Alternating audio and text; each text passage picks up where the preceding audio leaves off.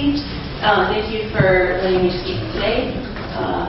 As I was able to speak last week, so I guess I'm here really to hand over some time, but as long as I've got the microphone again, I'd like to give you an update on what I was saying last week. And my first impression of meeting some of you, but I'm kind of upset right now because I feel like I was misled by you. I actually asked you, sir, directly if you took the bus, if all of you took the bus, everybody in the committee took the bus to work, and you said yes. And now I find that you drive behind the wheel of the car on a regular basis.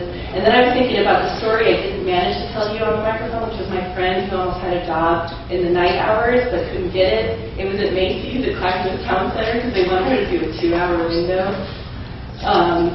Leaving work at possibly midnight, and there's no public transit. Okay, you don't get it. And I don't imagine that you have that problem with your job. So that's an update on that.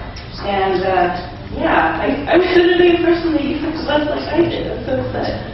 I just feel like this is really surreal because my point last week was that we had a good system back in the 90s, and why are we even here talking about cuts when we should be demanding more service than we've ever had because more people need it than ever. Our society needs it, Mother Earth needs it. It's ridiculous. And do I still have time to hand over to that nice woman? What else? Oh yeah, I have an idea too. I did a little research, but I remember in Poland they have these tickets and other places in the States where you can count the time you pay per amount, and then that way you just stick your card in the little machine and it comes up and you can see the little dot on how close you are to your full. Like that. Yeah, why not get that? And then the poor drivers don't have to sit with, tough situations. Oh, and that reminds me, I was waiting for the other lady who was here that I actually spoke to afterwards, and I told her a lot of my complaints, and she was nodding and agreeing like some of you are today. But the one thing she contested me on, get this, is that the bus drivers don't get breaks like they used to. That's right.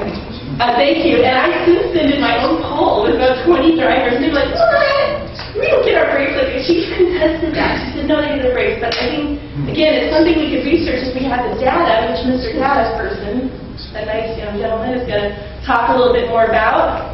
Because if we had the data at the times when they arrive to their destination, like on my line 6, don't cut it. That was your, thank you. That was your cue. I yield my time.